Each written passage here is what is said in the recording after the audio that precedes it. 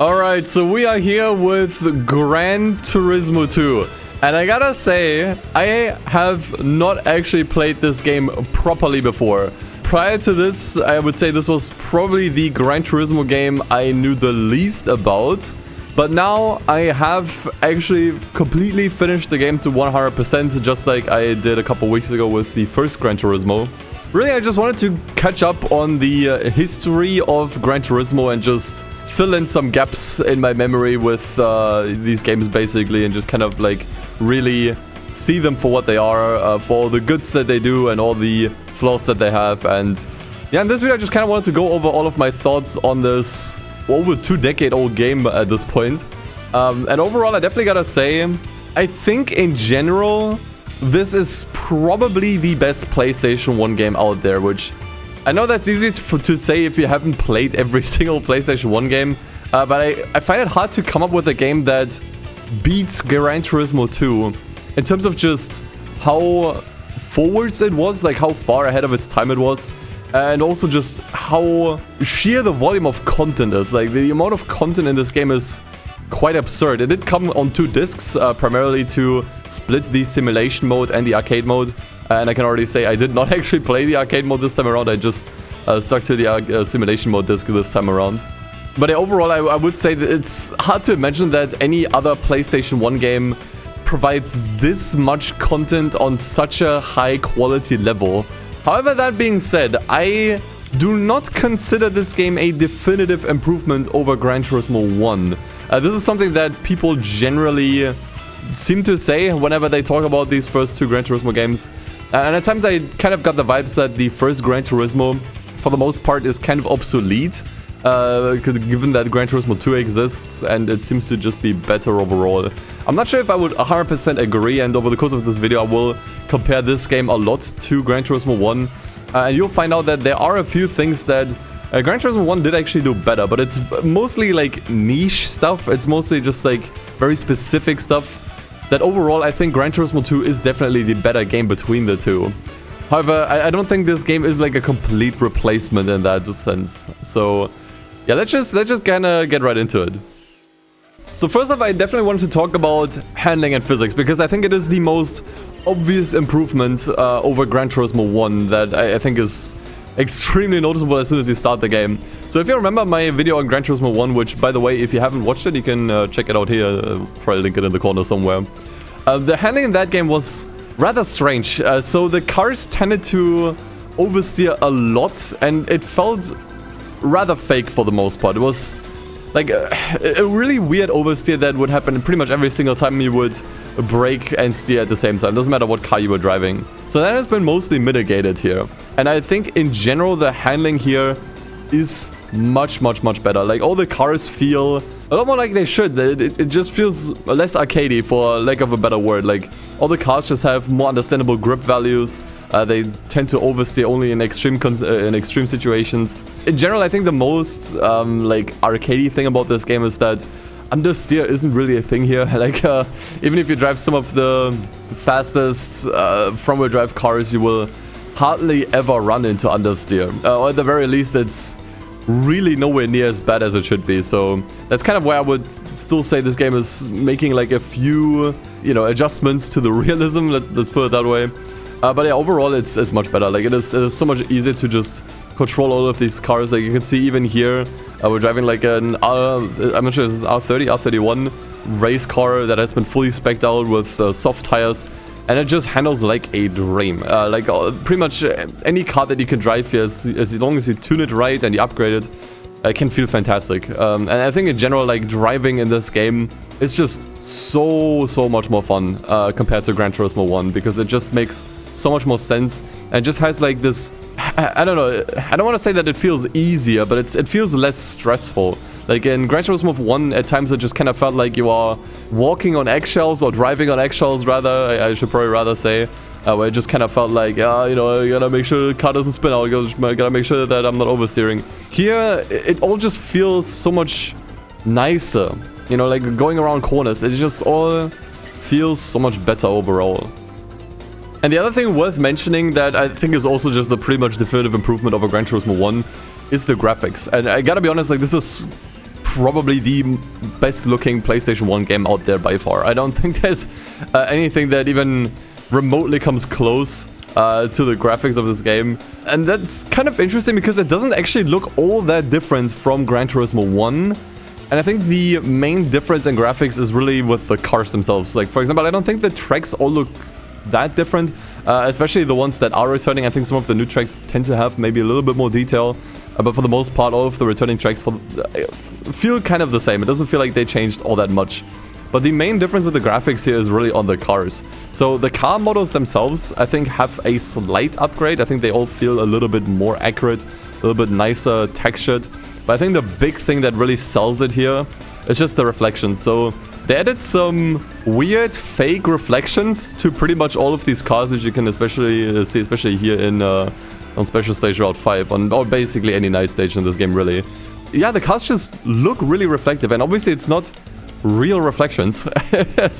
Like they don't even move properly. It's just kind of like an image that just kind of like shifts back and forth when you're steering.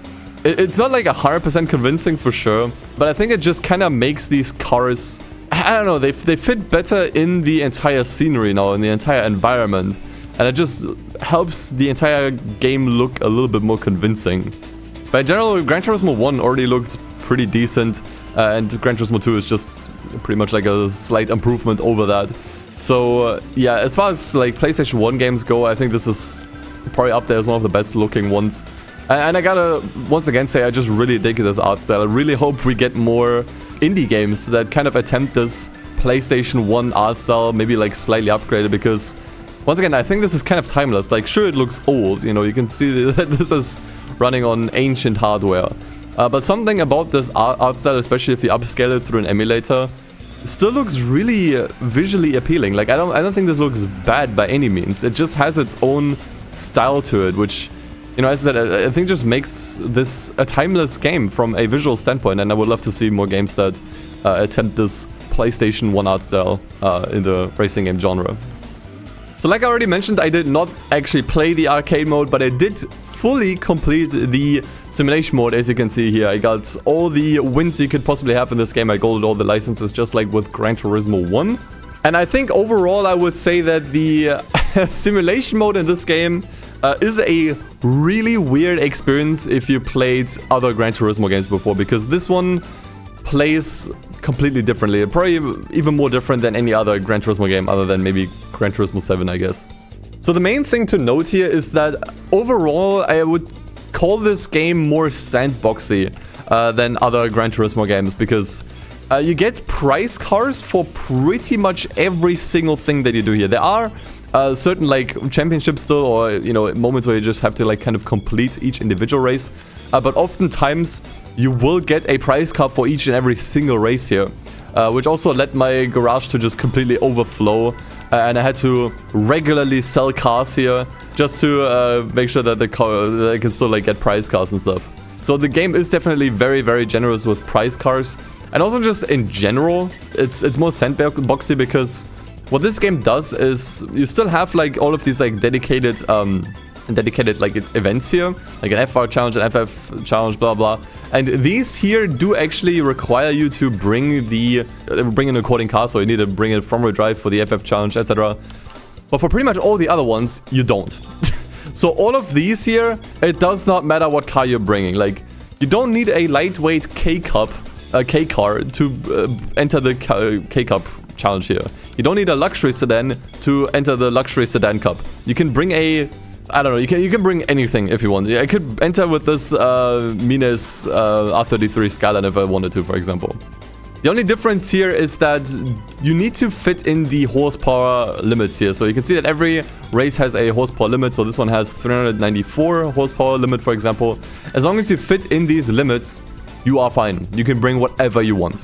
I'll talk more about this later, but this is just kind of like to give you a small little overview over how the career mode works in this, basically. But before you get started, you obviously, as usual, have to complete some licenses. And there are a surprisingly high amount of licenses, so there are 6 in total. The S Super license you do unlock later. I think this might be the only game that has an international C license. I don't recall ever seeing that anywhere else. And yeah, I think each test has 10 tests, so There are definitely a lot more tests in this game compared to Gran Turismo 1, which only had 3 licenses with 8 tests. And here you have 6 licenses with 10 tests, so 60 tests in total. And for the most part, I would say that these are easier. Not all of them, but for the most part, all of them. Like, the timing on these is definitely more lenient. I think on Gran Turismo 1, other than the last license, I was struggling on pretty much every single event. On pretty much every single license test, on some more than others, obviously. In here, there are a decent handful of license tests that I was able to just successfully first try on my very first attempt.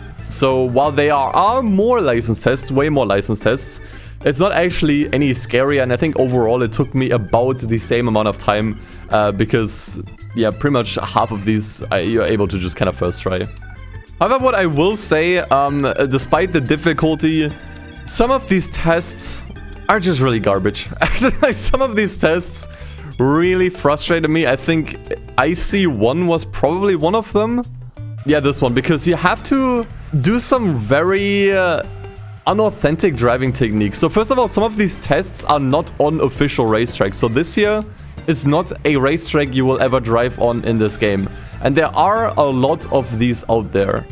And some of these just require some very, very specific and quite frankly also unnatural driving maneuvers that you wouldn't ever pull in anywhere else, really. So you can see here, for example, with this test, you have to just kind of like drift over the grass. And this is just not what you would do in a race. Ironically enough, I saw a lot of people complain about this test in particular. I think this is IC4, where you have to do some corners, although the walls are completely... yeah, well, there's basically just walls all over the place.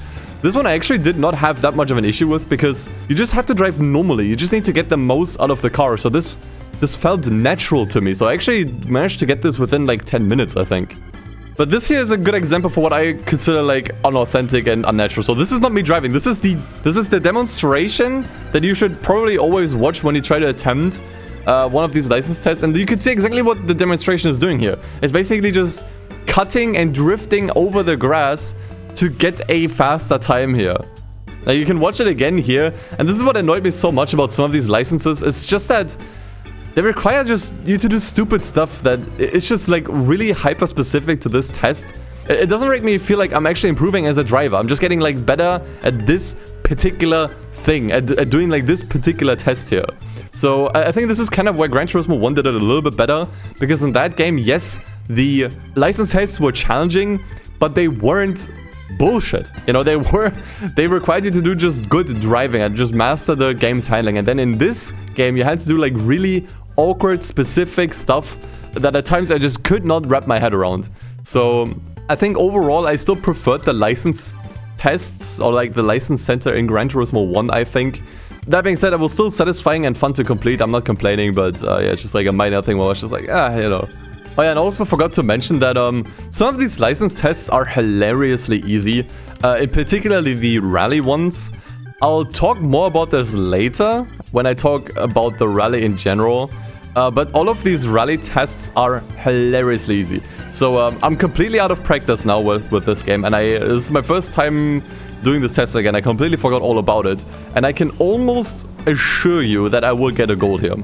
It's because pretty much every time you need to do something rally related in any of these tests, it's always hilariously easy. Okay, so for example, I totally bottled that, and I still managed to get 2 seconds ahead of gold here, or 2.5 even. Like, the rally tests are just hilariously easy, and you know, this I think just kind of highlights what I mean. It's just that there's such a massive imbalance with the difficulty on these tests, where some are hilariously easy and others are ridiculously difficult and require some absurdly precise and unnatural driving. That I think overall, I just preferred Gran Turismo 1 for the consistency, where everything just kind of felt, you kind of knew what to expect, basically. And here it's just kind of, it's all over the place, the tests here. But once you're finally done with the licenses, you can start your career mode, and you can either use the cars that you got from the license center, which is actually what I did. I actually very rarely bought anything until the end of the game, when you have to do the one-make races. So for the most part, you can absolutely get by with all the awesome prize cards that you can win this game. But that's not to say that the car list isn't worth checking out. Like, they massively expanded the car list here to an absurd degree. So first of all, there's now so many brands in this game that they weren't even able to fit it on the main map anymore. So they had to group all of the manufacturers together by region. And I swear to this day, I cannot differentiate what all of these are. I know East City is Japanese cars. I think South City was American. Yes. North City was Europe. Yeah, European is kind of split. I think that's kind of what confused me so much. But the car list here is great. I think there wasn't really that much of an expansion when it comes to American cars. American cars definitely still make up the minority here, and they only added like a couple of brands and a couple of cars in the American section. But Europeans, oh my god, if you love European cars, you're gonna absolutely love this game.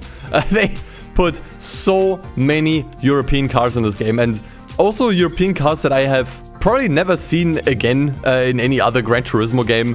I think this is just kind of where this game is king. So all of these like economy European cars that I don't think ever appeared again for the most part in any other Gran Turismo game. And this is what I love so much about this game. I mean, the Japanese car dealers, they have their own stuff that I think is really cool. But I really enjoyed looking at all of these like quirky European cars. Like, you can't drive this car in any other Gran Turismo game as far as I'm aware. It's just such an awesome car list, man. To the point where I think I would even go as far to say this game might have my favorite car list out of any Gran Turismo game. I think it's just all of these like super quirky European and also to a lesser degree Japanese economy cars here. That's really what makes this game what it is. Like, you can't drive a standard Astra in any other Gran Turismo game, or like, what is this, like Corsa B, I think, or Corsa C, I'm not sure. You can't drive this anywhere else, you know, or a Tigra, or a Vectra, like all of these Opals, you know, for example. I think this is what this game does just really well. Just the car list. There's so much awesome stuff here. You also have used cars here. I think Gran Turismo 2 introduced it, or were you able to buy it in the first one? I don't remember. And I do think it got introduced here. So you have a used car dealer here as well, where you can find other car models that you cannot find, you know, anywhere else, like through the regular car dealers. Like, this is, in my opinion, what the game probably does best. It's just the car list. It definitely has the most fun, most interesting car list out of any Gran Turismo game. And it's genuinely like worth playing just for that, if I'm being honest. And once you've found a car that you wanted to drive, you can head into the events section. And as I said earlier, this is very relaxed. So the only thing that really matters for the most part here is the horsepower limit. Sometimes it's even free, so you can literally just take whatever here. As I said, I think the only times where you have to like bring an appropriate car is, for example, like the FF challenge. So if I wanted to yeah, okay, see, your car does not have the qualified drivetrain because I'm trying to enter the FF car challenge with an all-wheel drive car. But I think these are pretty much the only ones where it really matters. I know in the Gran Turismo League, like here, for example, it doesn't matter what nationality you have. It really doesn't matter. You can bring an American car to the Japan nationals if you want to. Same with the rally races and same with the endurance races. There are pretty much no restrictions here. And I'm not sure how I feel about this, if I'm being quite honest. I think overall I do appreciate that this game plays differently than all of the other Gran Turismo games, because this is just way more free and way more sandboxy. At the same time, it's giving me Forza syndrome. It's giving me Forza syndrome, if I'm being honest. Because the problem I have with this is that pretty much all of these races feel the same. Especially if you bring a super fast car, and you might ask like, okay, how can you bring a fast car if there's a horsepower limit? The matter of fact is that most of these opponents do not actually get anywhere close to the horsepower limit. I think this might be like one of the only ones where you have the GT40 here, where that is a bit of a problem. But for the most part, all of the opponents are way below the horsepower limit, and it's going to be you're gonna have a rather easy time if you even just get close enough to the horsepower limit, especially if you have a lightweight car. I think this is kind of like the problem with the game balance. So if there's a horsepower limit, it doesn't really mean anything, because you can still bring a really lightweight car that has less horsepower, and it's still going to be clapping pretty much absolutely everything on the field. Because as is, lightweight cars are king in this game. If you have a light car, it can do pretty much almost everything in this game. And I was able to do pretty much half of the main career events in I think it's called the Dodge Copperhead, or it's called the concept car here. But as I said, I'm not sure how I feel about this. It makes all of the races feel kind of samey if you can just bring the same car over and over and over again. And also, as I stated earlier, you get prize cars for every single event at times. So single events do give you prize cars, which means that over an entire cup or championship, you can get 3 prize cars. And it's giving me Forza Syndrome vibes, where, you know, it's just kind of like, oh, it doesn't matter what you bring, you can just bring anything and we'll reward you like plentiful, you know? So it's just overall, I think it didn't really feel super rewarding doing the races here compared to other Gran Turismo games. That being said, I still appreciated the approach and it felt very fresh.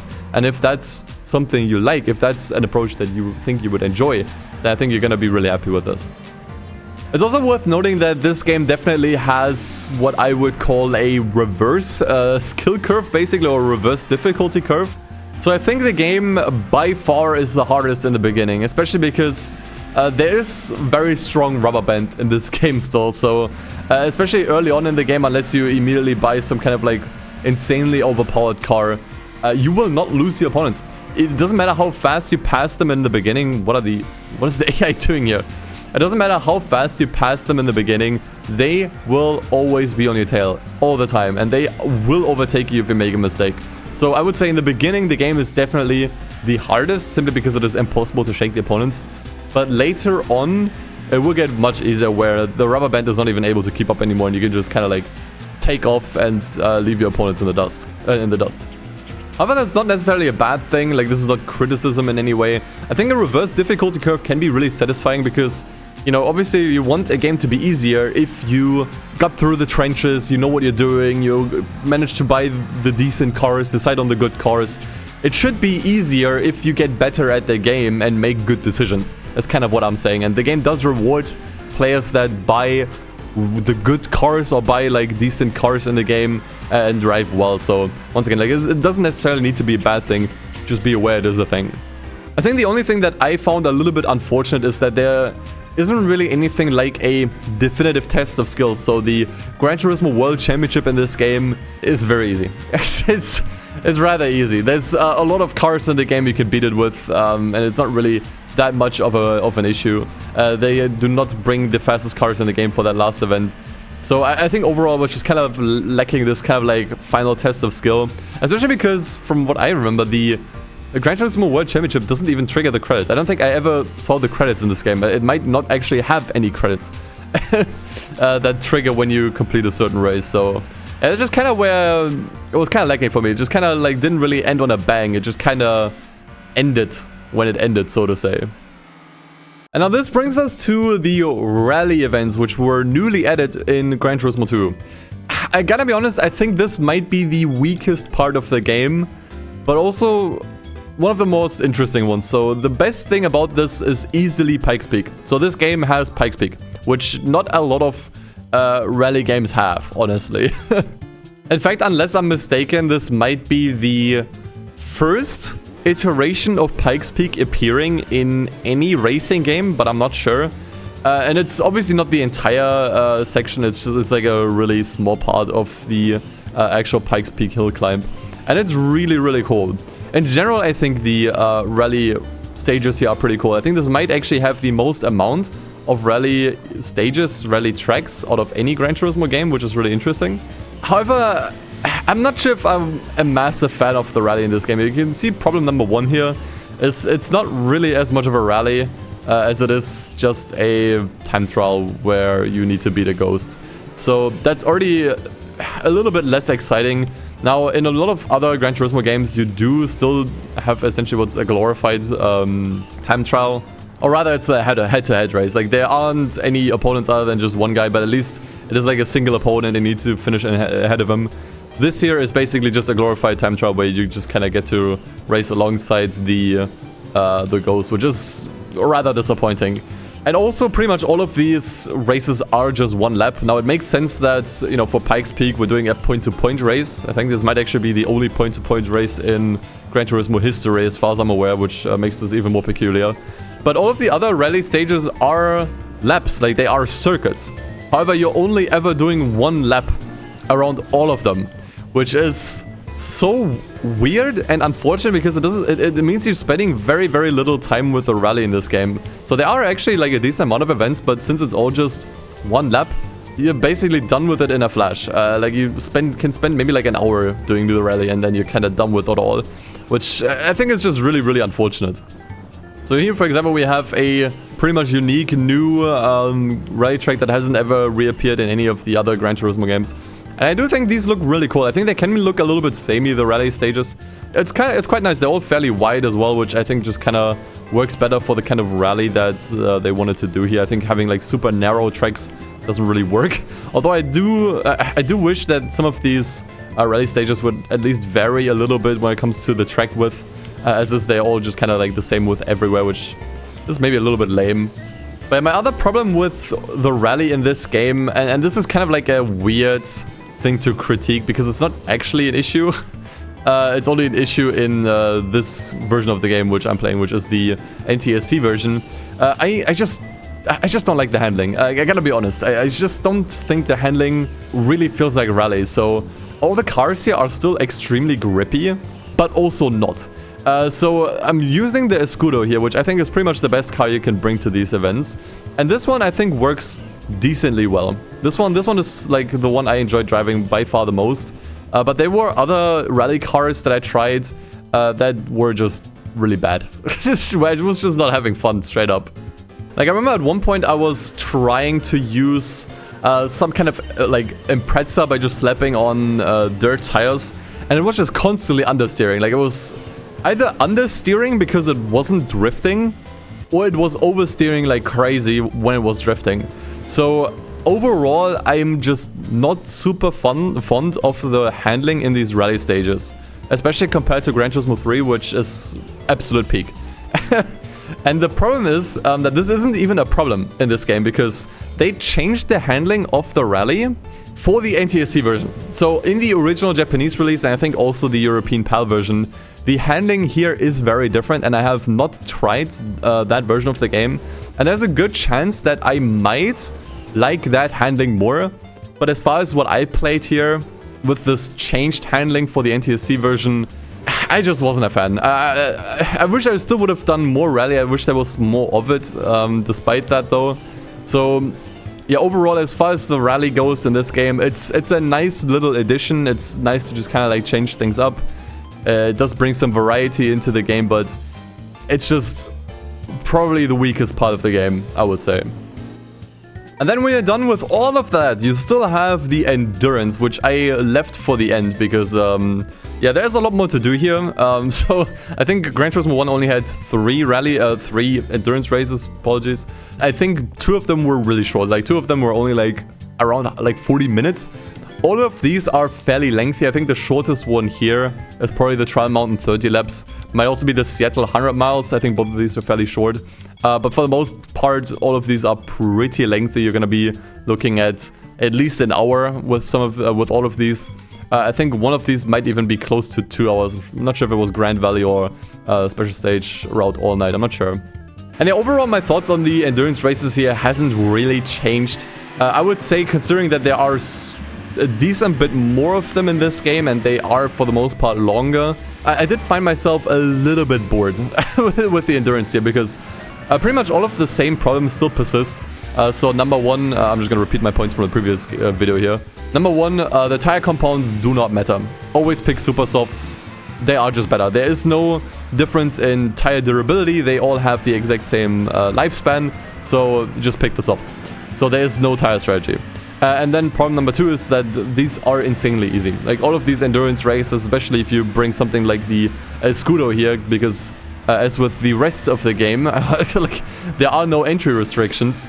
I think some of these do have like horsepower limits, so at times I did have to bring, you know, for example, like the Dodge Copperhead that I used a lot, or just some other car that I had that fit the requirements. But even then, all of these races were really easy for the most part, and that made it kind of boring after a while. So I was kind of happy to be done with the endurance races after some time, because yeah, it's just not really exciting, and they haven't really changed much since the first game, so there isn't really much to talk about here. It's something that I would really only recommend you to do if you really want to complete the game and you're really hardcore about it. Maybe have some YouTube or stream or show open on the side, so you can kind of like just divide your attention a little bit. And if you actually do these, you do get some decent rewards. So the prize money is for the most part pretty good. So the prize cars, I think for the most part, are rally cars. So you might want to do the endurance races before you do the rally. If you want to use the rally cars, I wasn't really, couldn't really find any use for them after I already did all of them.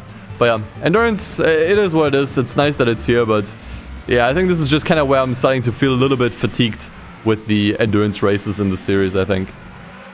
And if you've completed all 4 of these, you're still not done. I think at this point, like if you do all of these events that you can find here, I think you're only about like 60 or 70% done, because a large part of the game is one-make races that I actually almost completely missed. So if you go into any of these dealerships, you can see that there's an event logo here, and you can see that each of these has one-make races. And unlike with most of the game's events, in here you actually need to bring the proper cars, which is like, thank God. I think that's how the rest of the game should have worked, quite frankly. So for example, for the RX-7 meeting, if I try to enter with the Scudo, so first of all, it's because it's racing modified that it doesn't let me compete. But if I try to enter the Demio race in racing style, it tells me that my car cannot participate. So you need to bring the actual cars.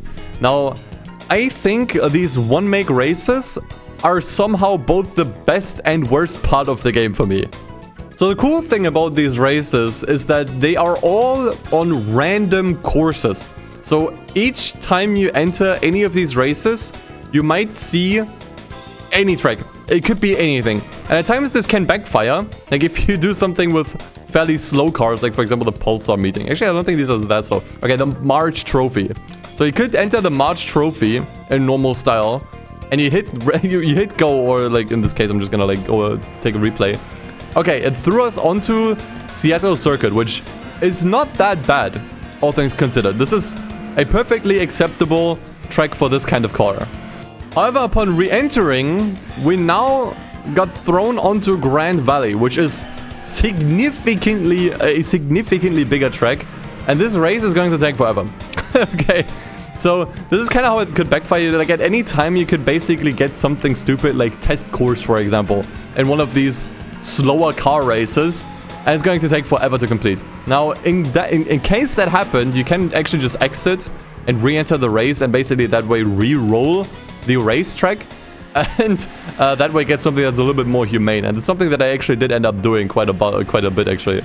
But in general, I do like this. I do love that the tracks are randomized. I think this is super cool, especially because that way you get to see stuff that you wouldn't actually see anywhere throughout the game. So there were definitely track or combinations or track setups that I didn't see. So where I was doing a track in reverse for the first time. And especially in particular, there's one track that doesn't actually appear anywhere in the main events. I think it's Rome Night, I think it's called. It also appears in one of the special license tests. And is genuinely one of my favorite tracks in the entire game. Probably the entire series, if I'm being honest. And the only time you get to properly race on it is through these one-make races. So in general, I love the idea, and in general, I love that the tracks are randomized. It throws you something new every time, and you get to see like all kinds of new stuff. However, when it comes to entering these races, it's really finicky. So for example, right now you can see that I am in a Mines tuned R34 Skyline, right? As you can see here, undoubtedly an R34 Skyline. Now, let me ask you a question. Do you think this car should be able to enter the R34 trophy? Because when I tried to enter it here, it's telling me this car cannot participate. Although it's an R34. Now, you might say, oh, it's because it's a tuned car. Because it's only for, like, official cars. Not any of these, like, special tunes. Okay, sure. Let me get into the Spoon tuned S2000 then, and try to enter the S2000 race in the Honda dealership. Okay, it's down here, normal style, and look at that! Win! What's with the meanest discrimination, Polyphony? So this is kind of what annoyed me a lot, because you do get a lot of these special tuner cars throughout the game. Like, a lot of these like special tuner cars are prize cars. And when I actually got to the point where I wanted to do the one-make races at the end of the game, I had all of these like tuner cars lined up. And every single time I would see, oh, there's like this and that event, I have a fitting tuner car for this, I would always try to enter, and 9 out of 10 times, it wouldn't let me enter, but occasionally, like here, it would. So the game is really, really, really inconsistent with what cars it actually lets you enter with. And I think that some of this stuff must have been an oversight, because it doesn't really make any sense, and there's no consistency to any of this, really. So, yeah, oftentimes I had to buy another car, although I technically already had a car in my garage that should be able to participate. Which, yeah, needless to say, was really annoying. The other annoying thing is that not every car necessarily has a racing modification. Since most of these one-make races have basically a normal style race and a racing style race, for the racing style race you need to actually perform the racing modification that you can apply here. The problem is that not all cars have this. As you can see here, that the S2000 from Spoon that I have here, it doesn't have it. It doesn't have a racing modification. So I might do the S2000 challenge race with the Spoon S2000, but then I will have to buy another S2000 anyways to enter the racing style event.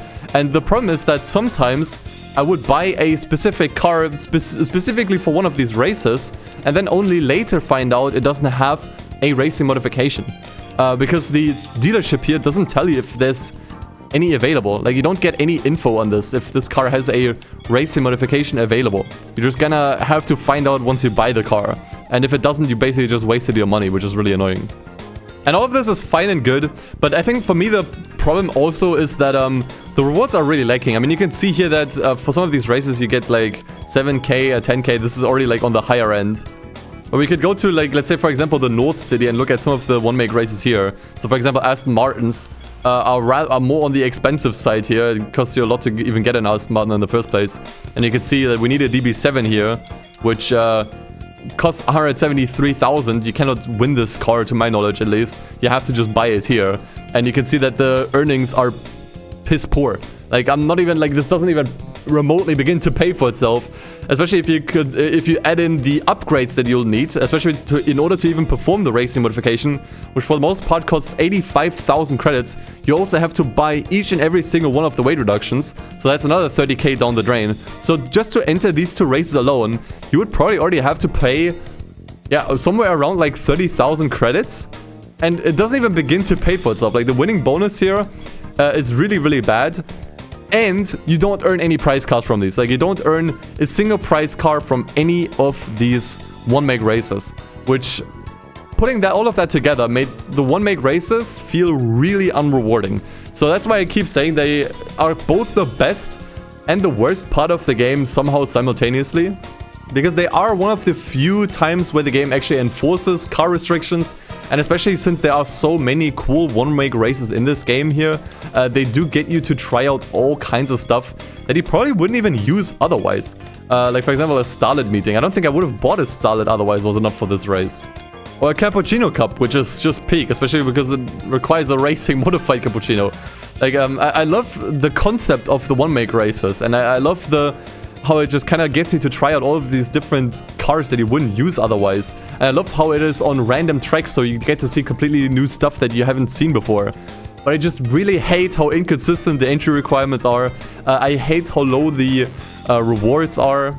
And I hate that you have to racing modify a car every single time, and that it's extremely expensive to do so.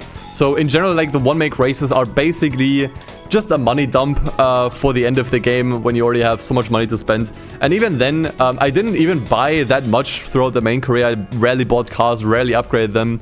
Even then, you will still be lacking money. So you will have to start selling off cars in your garage, especially because you will not even have space to keep everything that you get. So slowly but surely you'll have to just trade in some of your existing price cars that you got, and at times that also like really cool stuff that I didn't even want to sell.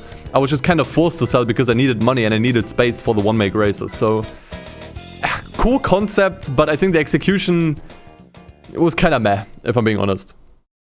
And so that should cover pretty much about everything that I have to say about Gran Turismo 2. Overall, I would definitely say this was an extremely enjoyable experience. Like, I definitely would say I enjoyed this game just as much, if not even more, than Gran Turismo 1. In many ways, it is just a big improvement over Gran Turismo 1, especially when it comes to just the driving itself. It is unanimously better. The game also just looks better. And I think as far as PlayStation 1 games in general go, I don't think there's any other PlayStation 1 game that gives you this much content on such a high quality level. This game really is one of a kind, and I think it also just hasn't really aged all that much. Like, I think this is a game you could still easily pick up and play and enjoy today. It aged like fine wine, quite frankly. However, that being said, as I said in the beginning of this video, I don't know if I would say it's a definitive improvement over Gran Turismo 1. As I already outlined throughout the game, what is really obvious is that this is a much more inconsistent experience than Gran Turismo 1. I feel like Gran Turismo 1 felt a little bit more polished, felt a little bit more, you know, there was more thought put into pretty much everything, whereas here you can just kind of tell that they probably had to rush the game out the door, with a lot of things just being like really inconsistent. For example, like the license tests that are all over the place, the one-make races that don't really work how they should, how there's like no entry requirements for pretty much anything, which I'm not sure if that was intended or if that was a mistake, I'm not sure. But at times Gran Turismo 2 can be a more frustrating experience than Gran Turismo 1. However, as I said, I think just for the better driving and just the insane wealth of content, I think I would always pick Gran Turismo 2 over 1. But there would definitely be times where I can see myself grabbing Gran Turismo 1, because I just don't want to put up with the frustrating aspects of this game that feel a little bit underbaked. But yeah, that sums up my thoughts on Gran Turismo 2. Let me know, did you play this game back in the day, or maybe did you play this game recently? Let me know what you think about this game in the comments below. Maybe there's something that I missed, maybe you have other thoughts that I didn't mention. Tell me all about it in the comments below. And with that, I'll hopefully see you next time. Take care, take it easy, and as always, peace. See you guys. Oh, and if you're wondering if I'm gonna complete any more Gran Turismo games after this, I have already done so. Look at that, Gran Turismo 2000. Got all the achievements here as well. In 12 minutes, I think.